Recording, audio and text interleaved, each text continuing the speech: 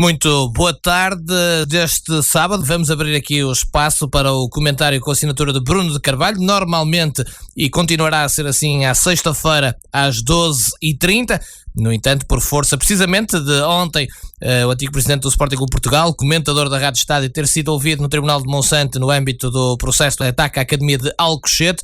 O comentário passou para hoje, 1 da tarde de sábado, e por isso dar as boas-vindas ao nosso comentador, Bruno Carvalho. Boa tarde, bem-vindo. Boa tarde, Rémulo, boa tarde a todos os nossos ouvintes. É sempre um prazer, hoje excepcionalmente com um dia de atraso, mas é sempre um prazer estar aqui na vossa companhia. Bruno, como eu referi ontem, esteve no Tribunal de Monsanto a dar o seu depoimento. Vamos começar pelo enquadramento do processo de Alcochete e, nomeadamente, pela moldura penal. Certo, eu acho que temos que compreender que ontem foi um dia importante, porque acabou a produção de prova no julgamento. A partir de agora apenas falta as alegações finais e a decisão do coletivo de juízes. E por isso eu acho que já podemos falar de mais algumas coisas do que temos falado até aqui. E acho que as pessoas têm o direito de perceber qual é o real enquadramento, porque quando um processo se torna mediático como este, é fácil nós todos termos uma opinião, é fácil nós todos darmos a nossa opinião. Confesso que a comunicação social não ajudou nesta discussão, neste processo, mas eu acho que as pessoas não têm noção daquilo que estão a falar relativamente a este processo e não têm a noção da barbaridade, às vezes, das suas próprias conversas, das suas próprias opiniões e a barbaridade que é esta moldura penal. Para as pessoas terem a noção, houve aqui um enquadramento, como o Rémulo sabe, de alguns dos crimes, não foram de todos, mas de alguns dos crimes através da lei do terrorismo. E nós nisso falámos um pouco aqui no programa. Eu disse várias vezes que o enquadramento na lei do terrorismo tinha apenas dois intuitos. O primeiro intuito era permitir a prisão preventiva das pessoas. Esse intuito foi conseguido. E houve um segundo objetivo, que é a introdução em listas informais das pessoas envolvidas, e neste caso de mim, em listas informais que os serviços secretos têm e que partilham com os serviços secretos de outros países. É uma partilha que se faz de pessoas que foram ou são suspeitas de terrorismo. Parece que não tem interesse absolutamente nenhum, mas tem. Porque as pessoas, a partir do momento em que entram nessas listas informais, e dir-me-á, bem, mas se for absolvido sairá. Não, é por isso o nome informal. Não sairá. Não sairá de todo. O que significa que a pessoa pode estar na sua vida muito bem e começar a ser mandada parar nos aeroportos sem saber porquê, começar a ser alvo de revistas constantes sem saber porquê, começar a ver vistos a serem recusados para entradas em certos países, e isso é uma consequência que vai durar para todo o sempre. Entrado na lista não se sai. As pessoas podem comentar, bem, mas de que é que ele estará a falar? Bem, falarei e estou a dizer claramente que os serviços secretos têm listas informais onde colocam estes nomes e onde o meu está. Portanto, é uma consequência para toda a vida e foi uma consequência pensada, delineada e planeada quando se enquadrou vários crimes na lei do terrorismo. Mas depois vamos para a questão da prisão preventiva. E a partir daqui as pessoas todas podem fazer as suas opiniões. A prisão preventiva foi muito bem, a prisão preventiva não foi muito bem. E eu hoje quero provar às pessoas, com factos, como eu gosto, que a prisão preventiva só teve um objetivo. Um objetivo único. E o objetivo foi que as pessoas que foram detidas me incriminassem no crime. Ponto. Não teve outro objetivo. O enquadramento na lei do terrorismo não teve outro objetivo senão tentar coagir as pessoas a que fossem a tribunal, fossem a julgamento e me incriminassem em Alcochete. E podemos estar todos aqui a falar no mundo dos ses, eu vou dar factos que comprovam isto. Então vamos verificar o seguinte, vamos olhar para a moldura penal e vamos tirar o enquadramento na lei do terrorismo. Portanto, vamos imaginar que os crimes que lá estão não eram enquadrados na lei do terrorismo. Então, é o seguinte, eu vou dizer devagar para as pessoas conseguirem ouvir, sem agravamento pela lei do terrorismo. Ponto número 1, 38 crimes de sequestro. Ao pedirem a condenação por 38 crimes de sequestro, o Ministério Público está a pedir uma pena até 114 anos de cadeia efetiva. Não sei se me está a ouvir bem. Estou a ouvi-lo bem, estou a ouvi-lo bem. Dos 19 crimes de ofensa de integridade física qualificada, estão a pedir até 76 anos de prisão efetiva. Dos 40 crimes de ameaça agravada, estão a pedir até 80 anos de prisão efetiva. E depois há um crime à parte, que é a tal detenção de arma proibida, que é até 5 anos, e este não é agravado na acusação, não é agravado pelo crime do terrorismo. O que quer dizer, apenas e factualmente, que o Ministério Público, e já lá vamos com o facto da lei portuguesa, o Código Penal não permitir penas superiores a 25 anos, mas a verdade é que sem o enquadramento na lei do terrorismo, o Ministério Público pediu uma pena até 275 anos de prisão. Tinha essa noção, Remo? Não tinha, acho que ninguém tem, ou seja, uma das maiores penas da história da justiça, não é? E pena máxima, no fundo. Agora vamos ao agravamento como classificação dos crimes como terrorismo. A detenção continua a ser até 5 anos, a detenção de arma proibida, que eu ainda nem percebi muito bem qual é a arma, acho que foi uma coisa qualquer que encontraram na casa de um dos arguidos, e eles aqui pediram a moldura penal por 2 caminhos, ou por agravar as penas em 1/3, ou utilizando a regra dos 2 a 10 anos. Somando todos estes crimes, dá a seguinte moldura penal. Usando a regra do agravamento da pena em 1/3, o Ministério Público está a pedir uma pena de até 361 anos de prisão efetiva. Usando a regra dos 2 a 10 anos, está a pedir entre 200 até 975 anos de prisão efetiva. Depois, como é lógico, existe o 41 número 2 do Código Penal, que diz que as penas não podem ser somadas superior a 25 anos. O que é que eu quero transmitir com isto de uma forma muito clara e factual? O Ministério Público pediu a pena máxima. E ao pedir a pena máxima, ele obtinha a pena máxima, em caso de condenação, tivesse enquadrado na lei do terrorismo ou não tivesse enquadrado na lei do terrorismo, porque não enquadrando já dá até 275 anos, portanto já supera mais de 10 vezes aquilo que a lei permite em Portugal, que são 25 anos. Portanto, o agravamento pela lei do terrorismo não teve interesse nenhum a nível de moldura penal, porque não vamos imaginar, porque até não é permitido em Portugal, uma pena de 200 até 975 anos. Eu acho que nem os serial killers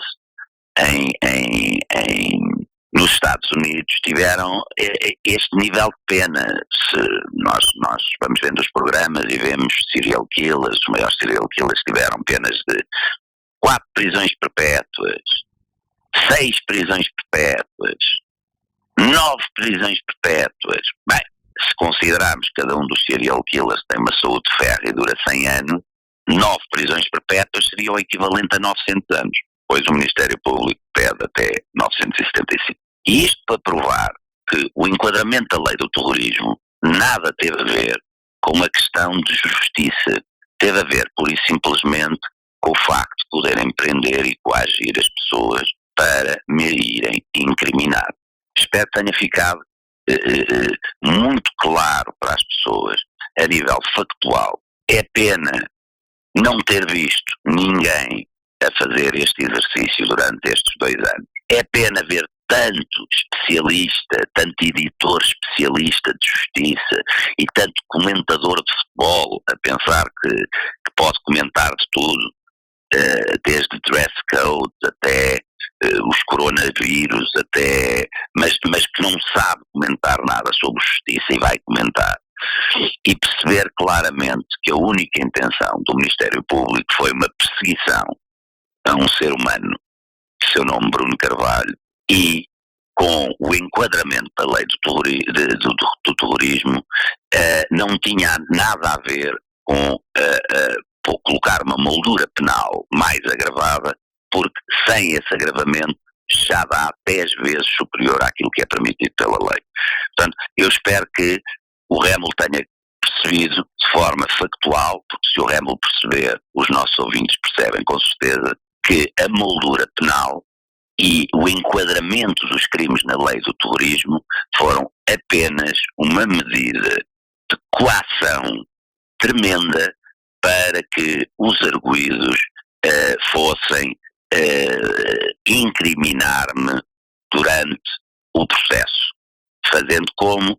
Colocando-os na cadeia, desgastando-os, retirando-lhes a sua liberdade, retirando-lhes discernimento, e eu apraz-me bastante, agora que terminou o tribunal e a produção de prova, que nenhum dos arguidos cedeu às tentações que lhe foram sendo dadas pelo próprio Ministério Público, de ir mentir e de ir-me incriminar nos crimes de Alcochete. Sim, sim. Alguma dúvida? Não, eu ia dizer que ficou bastante claro e perguntar-lhe se podemos também falar da questão da tipificação da autoria moral, não é? A tipificação da autoria moral, ainda ontem estava a ver um programa na Sport TV, cerca das 9h30, e estava lá um comentador e eu verifiquei claramente que os teores deste programa eram extremamente importantes, porque diz a pessoa assim, e eu não estou a criticar, não estou a fazer uma crítica à pessoa, eu vou querer também de uma forma clara demonstrar que a própria tipificação do crime serviu de argumento para que a grande parte da comunicação social fizesse um linchamento público fácil. E eu vou-lhe explicar. Quando o comum dos mortais, quando os 10 milhões de portugueses, eu não sei, é o que eu costumo dizer, bem um censo somos 9 milhões, bem um censo somos 11 milhões, bem, eu vou pela média, os 10 milhões de portugueses ouvem falar de autoria moral. E eu já ouvi grandes filósofos e que se dizem grandes intelectuais, olha, por exemplo, Miguel Sousa Tavares, o Rui Pedro Brás, grandes intelectuais da nossa praça, o Rui Santos, são intelectuais, a dizer, não, ele é claramente o autor moral, não foi e tal, mas é claramente o autor moral, aquilo é uma desgraça, expôs e tal, e uma desgraça. E o povo ouve a palavra moral e pensa que a tipificação do crime de autoria moral tem a ver com religião e moral, ou com moral e bons costumes. As pessoas acham isso. E sentam-se no café e com toda a facilidade condenam as pessoas. Bem, mas ainda no café, condenar as pessoas, a mim já me chateia, porque eu tenho que ir aos cafés. Na televisão, ter este grau de ignorância já me preocupa, enquanto cidadão. Não é só enquanto arguido, é enquanto cidadão. Porque nada tem a ver com religião e moral, nada tem a ver com posts ou a possibilidade de ter incendiado os ânimos ou de ter... Não, muito menos tem a ver com aquilo que o comentador disse na Sport TV ontem, que é uma autoria moral que é tão subjetiva que é muito difícil de provar. O Rémulo não sei se está a verificar que já vão por outro caminho, portanto, de culpado, como já perceberam que não sou, já vem pela subjetividade. Não, eu vou explicar então a essas sumidades da justiça, a esses filósofos imberbes que nós temos na nossa sociedade portuguesa, que a tipificação do crime da autoria moral é das coisas mais objetivas que existem na vida. Não tem subjetividade nenhuma, é altamente objetivo. O que quer dizer autoria moral? É a pessoa que planeia, organiza e controla todo o ato criminoso do princípio ao fim. Não tem a ver com subjetividade nenhuma, não tem a ver com a pessoa, com os atos que tomou, pode ter levado um conjunto de pessoas. Não, Remo, não. Isso é, uns são ignorantes, os outros só são imbecis, estou a falar dos que comentam, uns são ignorantes, os outros são imbecis e os outros são maldosos. Porque não custava nada às televisões, a maior parte delas pagas com o nosso dinheiro, dizerem a verdade, irem buscar especialistas e dizerem às pessoas o que é a tipificação do autor moral. Não tem nada de subjetivo, é a pessoa que delineou, vou repetir mais uma vez, delineou, planeou, organizou, controlou todo o crime do princípio ao fim. E por isso é que o meu advogado ontem utilizou, eu tinha aqui falado sobre a minha expressão, foram as aberrações jurídicas deste processo. Ontem o meu advogado falou em aborto jurídico. Que as pessoas tenham esta noção. Têm que ter a noção que andam há 2 anos a ser enganados. Porque quando atribuímos este nome simples, autoria moral, não há ninguém que queira ser explicado, porque quem é que não sabe o que é moral? Moral, claro que eu sei o que é moral. Moral, bons costumes, moral, não pode ser. O senhor fez um post, não pode ser. Então eu não sei o que é moral. Não sabem. Não sabem. Porque estamos a falar de uma tipificação de um crime. Não estamos a falar em conversa de café, a brincar com a vida das pessoas. Não, nós estamos a falar de uma tipificação de um crime que não tem nada a ver com as questões morais que cada um subjetivamente acha o que quiser. O Remo tem os seus princípios morais, que podem não ser os meus, e não quer dizer que o Remo esteja certo ou errado e eu que não esteja certo ou errado. Isso sim, muitas vezes são questões subjetivas. A questão da moral, muitas vezes, da moral no sentido de religião e moral, da moral e bons costumes, é muito subjetivo. E infelizmente também devia ser objetivo, mas não é, muitas vezes é subjetivo. Mas a tipificação do crime serviu também de móvel para ir às cabeças pouco informadas dos portugueses, e eles nem nunca colocaram em dúvida o seu raciocínio sobre o que é que quer dizer autoria moral, porque é tão simples, é uma palavra tão comum. Não sei se o Remo me está a perceber, ninguém nunca pensou que tivesse que ser explicado. Não, eu sei perfeitamente o que é autoria moral. Então a autoria moral é um indivíduo que incendiou os ânimos, que não. E agora veja como a comunicação social podia ter um papel fundamental, que era um papel, que é o seu papel básico. Vocês, jornalistas, têm um conjunto de estatutos, de regulamentos, de princípios, como os médicos, que regem a vossa atividade e que muitos de vocês forçam para que não as cumprir.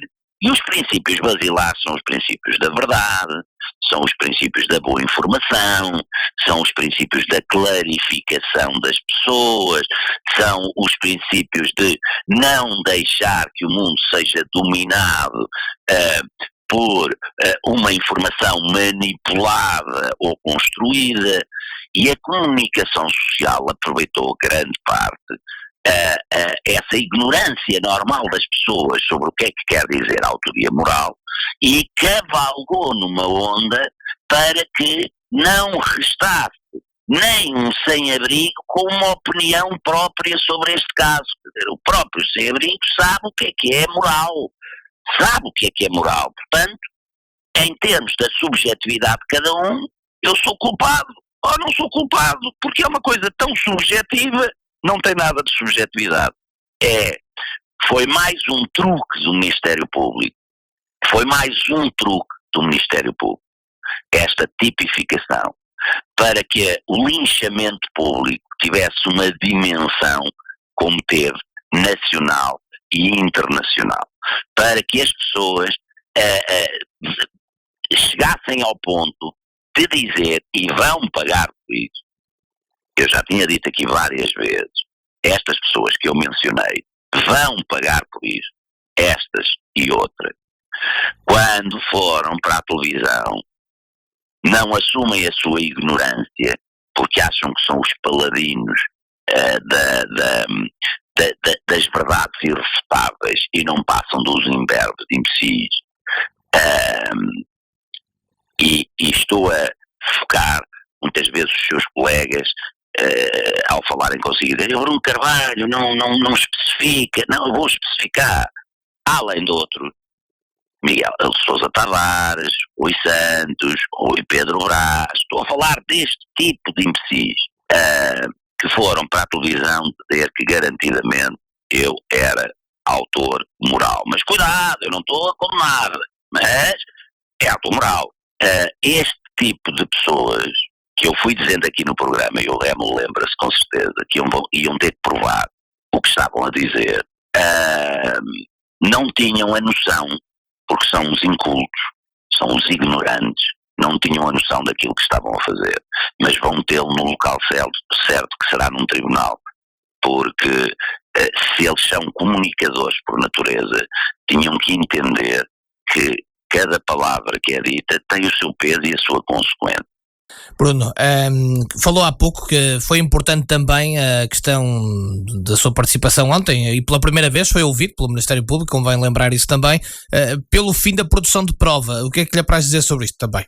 Remo, já agora para ficar, porque eu fui ler os vários resumos que foram sendo feitos, e realmente as pessoas querem fazer aquilo tão rápido, querem ser os primeiros, ainda não percebi muito bem porquê.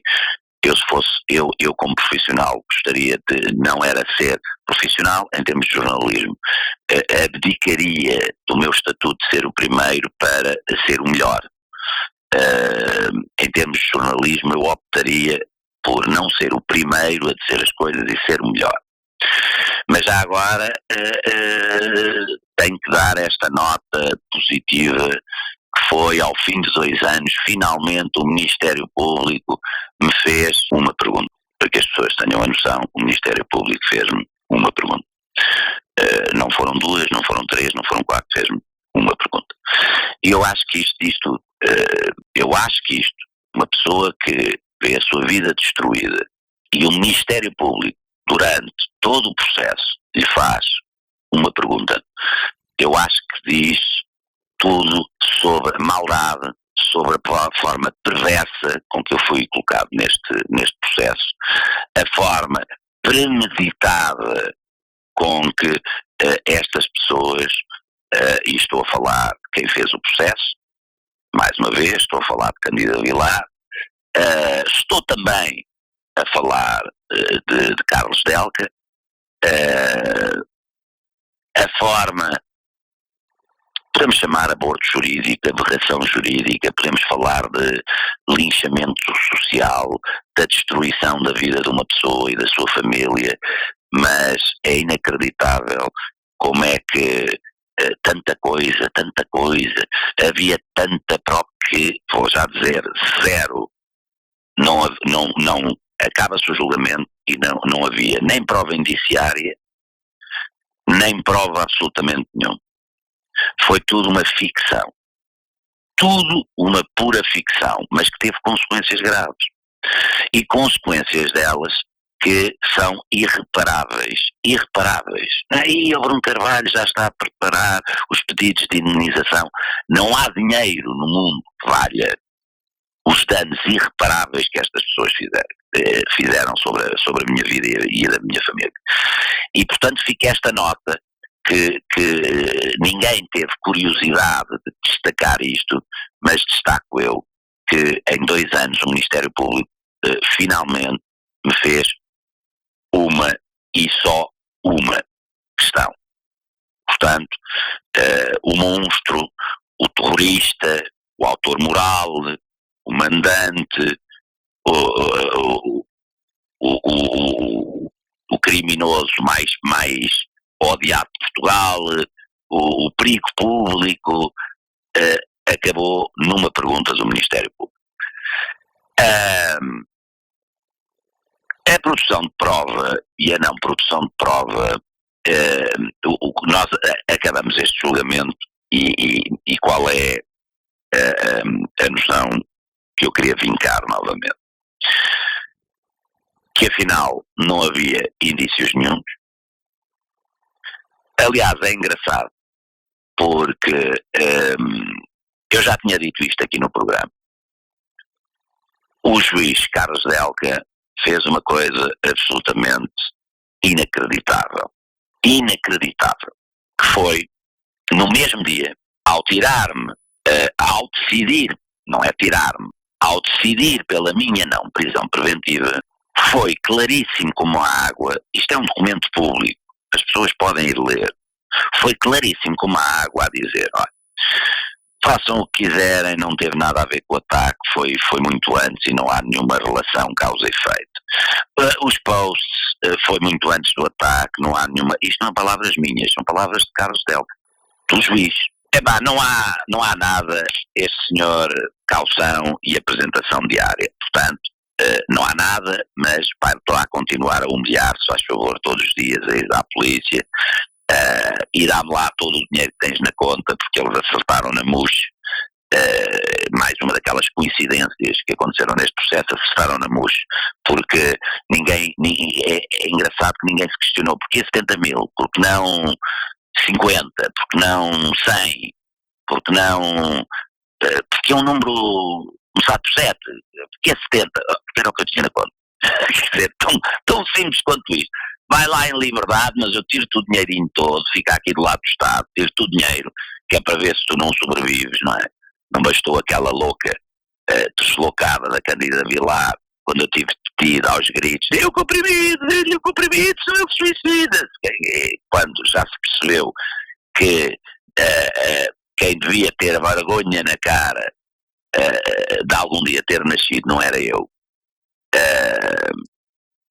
Mas não contente com aquilo, então tira-me todo o dinheiro, quer dizer, fizeram as pesquisas na minha conta, não é? Geral, tiram-me todo o dinheirinho e agora todos os dias apresenta-te à polícia, se faz favor, eles até têm lá uma maquininha com uns colatinhos e umas sandochas, para se quiseres vai comendo por lá enquanto te apresentas.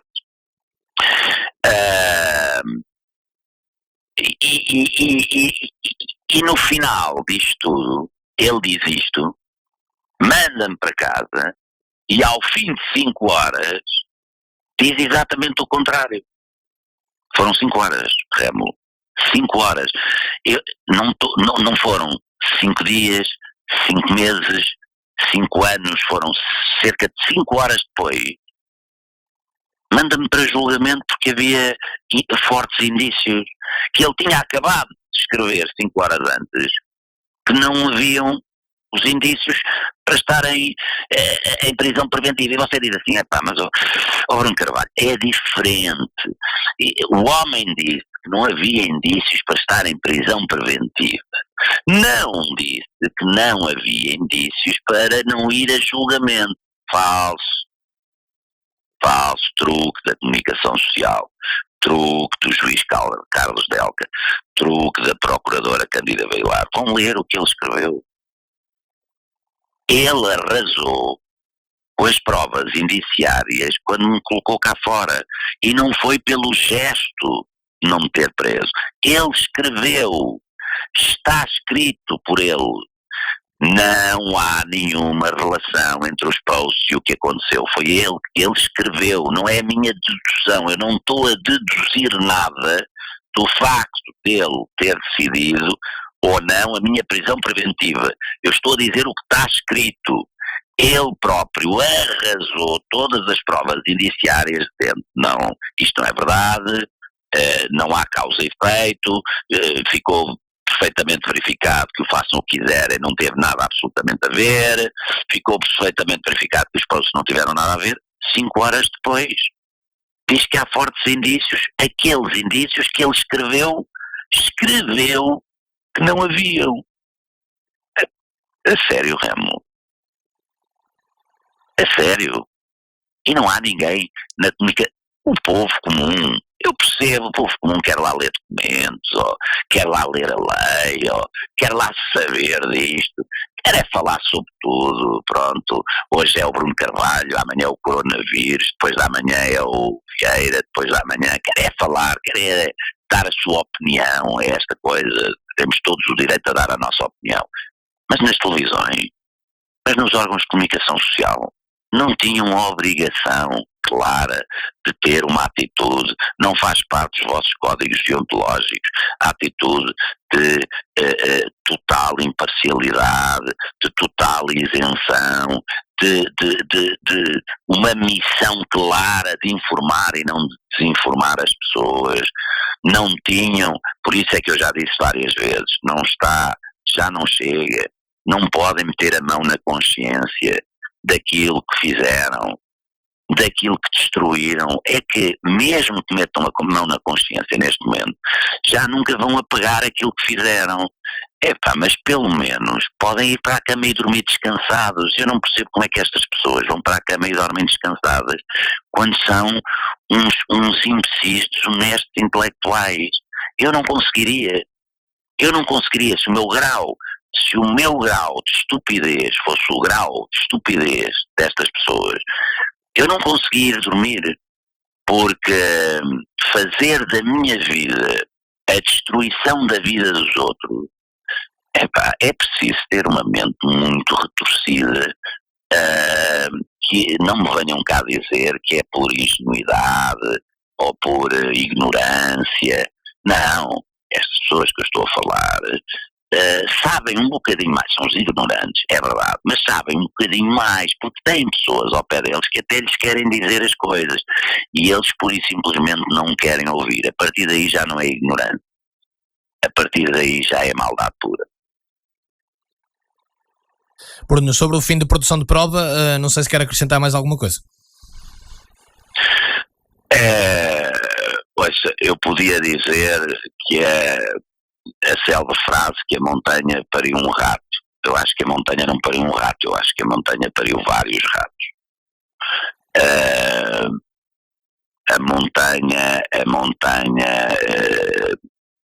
montanha que quer dizer a produção de prova, no que é que terminou, que não há qualquer envolvimento de espécie alguma, nem autoria moral, nem de instigação, nem de zero sobre a minha participação. Produziu-se prova que muita gente foi lá mentir. Olha, Varandas foi mentir, William Carvalho foi mentir, Jorge Jesus foi mentir, Ricardo Gonçalves foi mentir, André Geraldes foi mentir, e podíamos andar aqui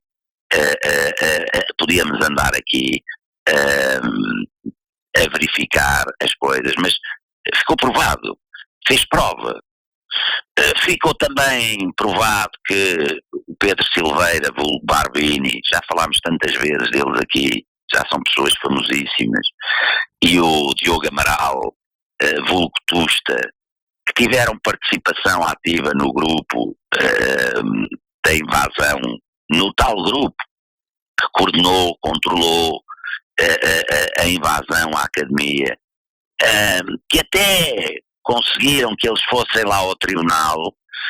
Eles estiveram lá com o seu rabo sentado e saíram de lá impávidos e serenos e foram para casa quando tinham inclusivamente mensagens no grupo, e quando um deles apareceu como candidato a vice-presidente de despedido, ele pode um dia escrever este livro, O Herói de Candar, de despedida a presidente. É um bom livro para Frederico Varandas. herói de Kandahar, de despedida presidente. Um deles vai concorrer como vice-presidente do Frederico Varandas. O outro esteve presente em todas as ações de campanha de Frederico Varandas, era o seu braço armado, um homem tão corajoso, que ameaçava tudo e todos nas Assembleias Gerais, inclusivamente o meu pai. Estão impávidos e serenos quando têm mensagens no grupo, por exemplo, como eu disse ontem, a dizer saiam, o que significa que eram pessoas que sabiam que eles entram. Ora, deixaram pessoas que, clarinho como a água, não há subjetividade nenhuma, não fossem constituídos arguidos, quando têm uma participação direta tão clara, inclusivamente dizendo saiam, quer melhores provas de tudo o que se passou, é preciso fazer outra vez um desenho, como fiz no Record, às pessoas sobre aquilo que se passou. Bem, é tão fácil, e as pessoas dizem, então não tenha medo, diga, mas eu não estou a ter medo nenhum. Eu estou a dizer que há duas pessoas ligadas a Frederico Varandas que não foram, ficou provado que estavam no grupo do WhatsApp, ficou provado que não foram investigadas porque o Ministério Público não quis, ficou provado que tiveram mensagens, uma delas que diziam saiam, portanto está a haver o controle da situação, saiam, significa que estavam a controlar completamente a situação. Pessoas estas que acabam ao lado da pessoa que mais ganhou com o ataque à academia, que se transforma de despedida presidente. Dizendo assim, mas está a acusar alguma coisa? Não, eu estou a factualizar. Quer dizer, a partir daqui, eu acho que não há subjetividade nenhuma. Não há subjetividade. A prova está feita. A partir daqui, é neste processo que vai resolver isto? Não. Mas há fórmulas de resolver isto. Como é óbvio, a partir do momento em que há produção de prova, a partir do momento em que toda a gente parar de fingir que 1 mais 1 são 4, somos todos altamente filosóficos e cientistas e falamos na lei da sinergia, onde aparece essa teoria magnífica que 1 mais 1 nem sempre são 2, porque se utilizarmos a lei da sinergia, 1 mais 1 podem ser 4. Bem, mas regra geral, 1 mais 1 são 2, ponto. E aqui ficou produzida a prova. Toda a gente esteve a olhar, muitos porque quiseram, outros por ignorância, para as pessoas erradas. Tiveram a olhar para as pessoas erradas porque lhes foi vendido um produto para abater, que era o Bruno Carvalho, o bélico, Bruno Carvalho o incómodo, Bruno Carvalho o popular, foi logo passado para populista, e esse homem era incómodo. Epá, não sei porquê, mas acho bem. E tiveram sempre à sua frente as verdadeiras pessoas que lucraram com tudo isto, e a regra de uma investigação é simples: como, quem, porquê. Nesta investigação não houve nada disso, foi abater o Bruno Carvalho. Agora vamos ver como é que fazemos. Bem, então tudo o que mexe, só favor, manda prender o Presidente da Juventude Leonina. Já percebeu a coincidência e como correu mal o dia ontem para Frederico Varandas? Nós falámos aqui no programa, e eu não sei se o Remo deu a atenção que devia de um pormenorzinho que eu disse, que foi: Frederico Varandas já não anda a atacar as claques, já chegou ao cúmulo de ultrapassou, já diz que não é a claque, mas sim a direção da claque. Deu só luxo de apontar o dedo e dizer como é que é possível, passam os presidentes e a direção destas claques é sempre a mesma. Lembra-se desse meu comentário? Lembro-me perfeitamente. Lembra. Então agora perceba que quem é que foram presos por autoria moral?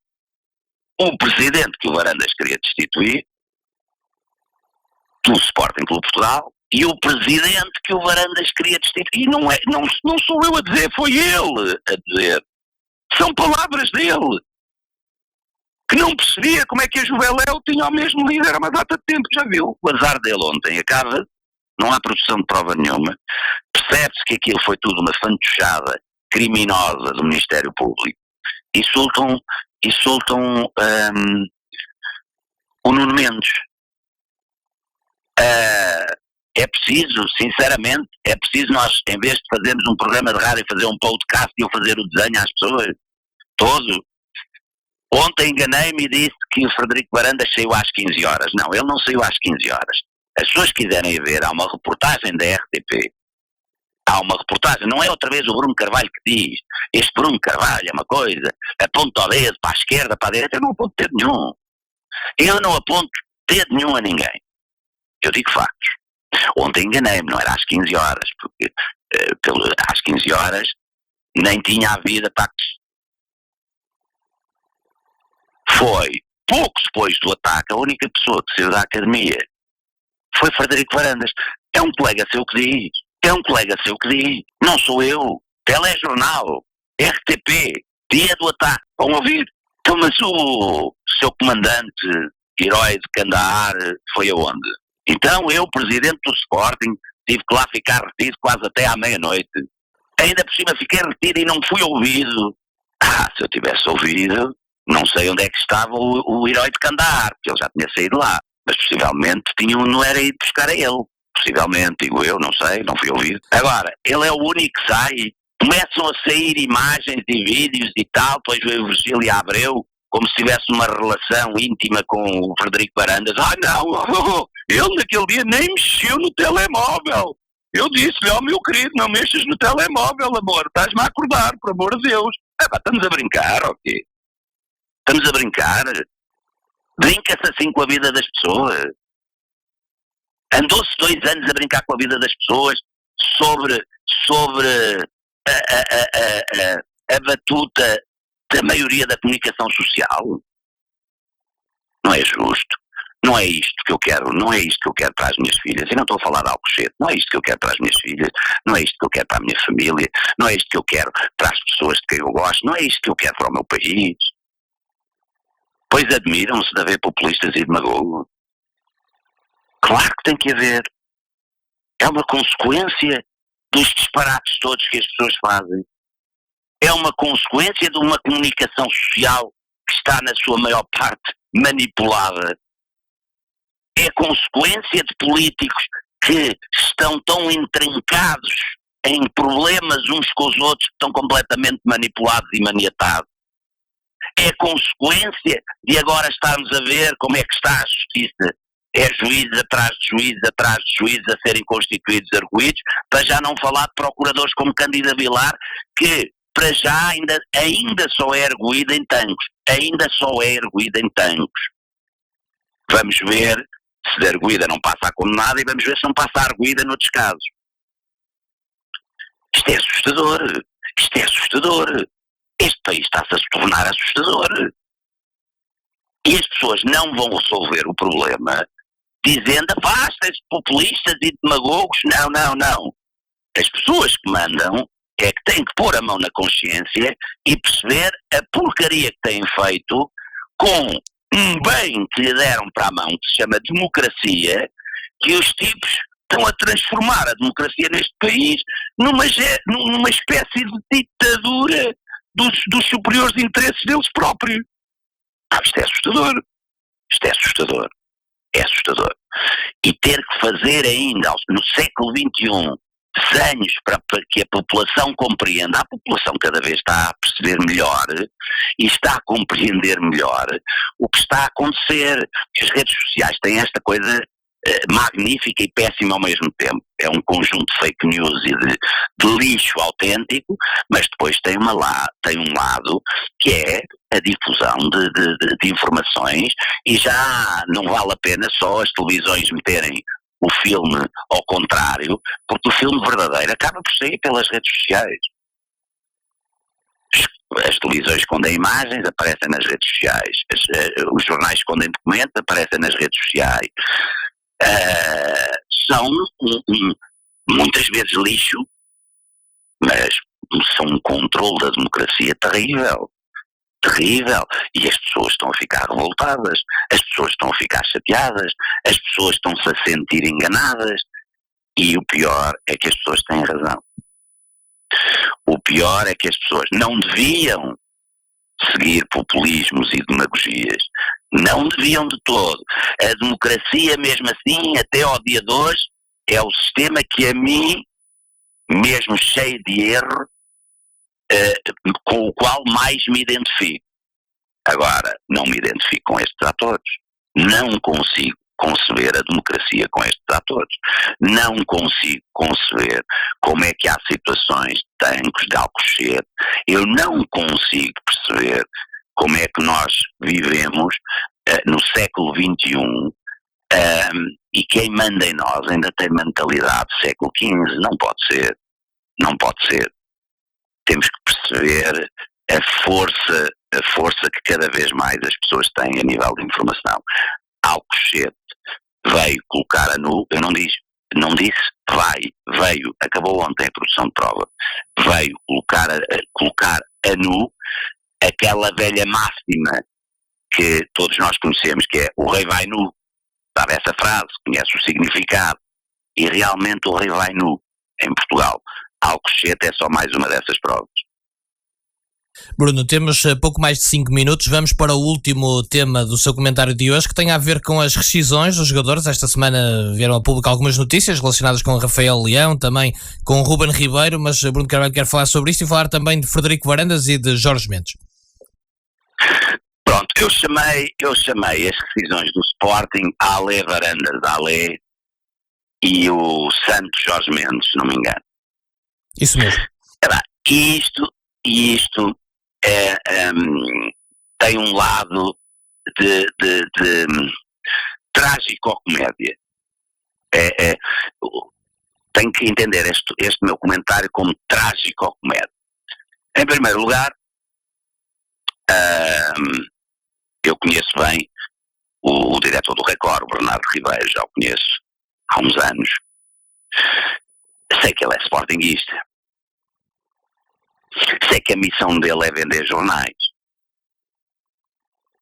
Quando eu vi aquela capa do Record a dizer qualquer coisa como o Sporting se fosse boa, ou o que é, eu vou dizer uma coisa ao meu amigo Bernardo Ribeiro. Sinceramente, eu sempre achei que o Record devia ser pró-Sporting. Sempre achei. Era um contrabalanço natural de gestão. O jogo para o Porto, a bola para o Benfica e o Record para o Sporting. Agora, e desculpem-me o vernáculo, mas também tenho o direito a ele, nunca me passou pela cabeça que o meu amigo Bernardo Ribeiro fosse tanto lamberrabos. Quer dizer, nunca me passou pela cabeça. E eu vou dar um conselho ao Bernardo Ribeiro, não deixe crescer o bigode, porque ele está a lamber tanto o rabo do Varandas, que lhe vão crescer Ferreiros Rocher nos bigodes, de certeza. Porque é demais. É uma coisa, está a fazer uma figura de urso que eu não consigo conceber. É uma figura de urso descomunal. As pessoas estão a comentar o que saiu e não fazem puta ideia, como Alcochete, eles não fazem puta ideia. Os tipos mandam-lhes ali umas bejadas e tal, o tipo lá lamba um bocadinho mais o rabo e tal, e vai escrever isso, não fazem puta ideia do que é que ficou decidido, o que é que não ficou decidido, o que é que a FIFA disse, o que é que a FIFA não disse, já pressupõe o que não é para pressupor, já idealiza o que não é para idealizar. Eu tive várias conversas com o Bernardo Ribeiro para que ele, ainda não era diretor, defendesse o Sporting. Mas desculpe lá, Bernardo, pelo amor da tua santa mãe, pede férias e desaparece durante um bocadinho. Ele não pode estar bom da cabeça, não pode estar de todo bom da cabeça. Do que é que o Sporting se livrou? Bolas! Mas agora querem-me ver, ainda ontem estava a ver que foi-nos pedido pelo cardeal para rezarmos todos pelos milagres do Padre Américo. Querem ver que também temos que rezar pelos milagres do Jorge Mendes. Então, quer dizer, o Sporting este ano já vai em 20 milhões de comissões pagas à gente e o Jorge Mendes vai se transformar na Santa Padroeira de Alvalade. Mas está tudo maluco da cabeça, sinceramente. Mas só aqui em Portugal é que Jorge Mendes vai ser canonizado. Então o homem diz, mas ele mexe muito bem na Inglaterra. Estão mortinhos. As autoridades desses países estão mortinhas para o apanhar em escândalos de suspeição de fuga fiscal. Estão mortinhos para o apanhar. E aqui, só que ele tem os meus imberbos pagos. As pessoas dizem muito, o Rui Pedro Brás é porque é cunhado da prima, da tia, da filha, da Cláudia Lopes, que está no Sporting. O Rui Pedro Brás é um avançado do Mendes. Mas é preciso outra vez fazer um desenho. Vai para a televisão, vê disparado atrás de disparado. Não, e tal, veja bem. Grandes Brandes, grandes Jorge Mendes, deu milhões ao Sporting. Ao Sporting? Gestifoot dá 100 milhões ao Sporting. Não. A Gestifoot já levou, foi dezenas de milhões à conta deste presidente. É a velha teoria do copo cheio ou do copo vazio. Bem, eu não sei, mas espero bem não ver qualquer dia o Rui Pedro Brás, o Rui Santos, a pedirem também para rezarmos pelos milagres do Jorge Mendes para ver se ele passa nas fases de beatificação e chegar a santo, no Vaticano.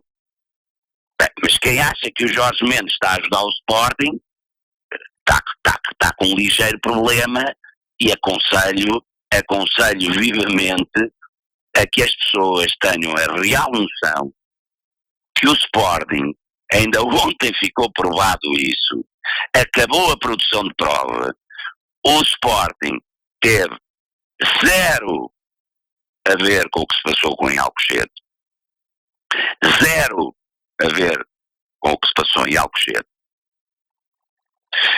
Se os processos estão a ser bem conduzidos ou mal, não sei. Eu sei como é que os iria conduzir e não sei como é que estão a ser conduzidos agora. Mas se for com aquele trabalho invisível que tem feito o Frederico Varandas, meu Deus, socorro, não é? Fechar, agora, Bruno, aquilo que eu sei, vamos fechar em 30 segundos. Aquilo que eu sei é que Jorge Mendes já foram cerca de 20 milhões, que Jorge Mendes enganou o Sporting na questão do Podense porque faz um negócio de 7 milhões logo a seguir vende o rapaz por 20 ou 30. Jorge Mendes ficou com 2 milhões do acordo do Wolverhampton, do tal Chang, que ainda os Sportingistas andam, o Wang, Chang, que os Sportingistas andam à procura, e quero terminar dizendo uma coisa muito importante aqui na Rádio Estado. Perante tudo aquilo que eu vi no tribunal, perante o fim da produção de prova que terminou ontem, perante aquilo que eu tenho estado a ver no Sporting Clube de Portugal, perante toda a incapacidade de Frederico Varandas em gerir o Sporting Clube de Portugal, perante toda a cobardia de toda a gente que está por detrás de pedras à espera que o Sporting ainda bata mais no fundo, perante todo este atropelo de treinadores atrás de treinadores e despedem as pessoas todas, fazem tudo. Eu tomei aqui uma decisão aqui na Rádio Estado. Rogério Alves pediu para os sportinguistas que não quisessem nada se chegarem à frente. Eu cheguei-me à frente e disse: eu não quero nada, deixem-me ir ajudar. Não quiseram, ignoraram. Por isso, eu venho dizer aqui hoje e agora aos sportinguistas que sou candidato ao Sporting Clube de Portugal. Sou candidato ao Sporting Clube de Portugal. A partir de hoje, vou lutar pela minha reintegração, vou lutar pela minha reeleição e vou, juntamente com todos os sportinguistas, colocar o Sporting novamente no lugar de onde nunca devia ter saído.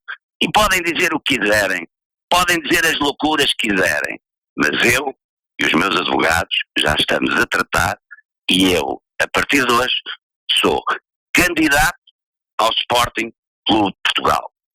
Pelo Sporting, pelo meu amor ao Sporting, pelos sportinguistas e pelo lugar que o Sporting nunca devia ter perdido e que tem perdido. Chega de sermos humilhados, chega de sermos geridos por incompetentes, chega de protótipos de candidatos cheios de medos e cheios de desvarios. Fica aqui anunciado em primeira mão que sou candidato ao Sporting Clube de Portugal. Muito bem, Bruno, e é com esse anúncio, obviamente de monta, que temos que terminar hoje. Um abraço, um resto de bom fim de semana. Forte abraço, Remo, e um abraço para todos os nossos ouvintes. Um abraço, Bruno Carvalho. Termina aqui o comentário com a assinatura de Bruno Carvalho, excepcionalmente este sábado, com este anúncio final da candidatura de Bruno Carvalho à presidência do Sporting nas próximas eleições. Também a garantia que já está a trabalhar com a sua equipa jurídica, tendo em conta a sua reintegração como sócio do Sporting Clube de Portugal. Uma informação de monta em primeira mão aqui na Rádio Estádio, e é assim que fechamos este comentário com a assinatura.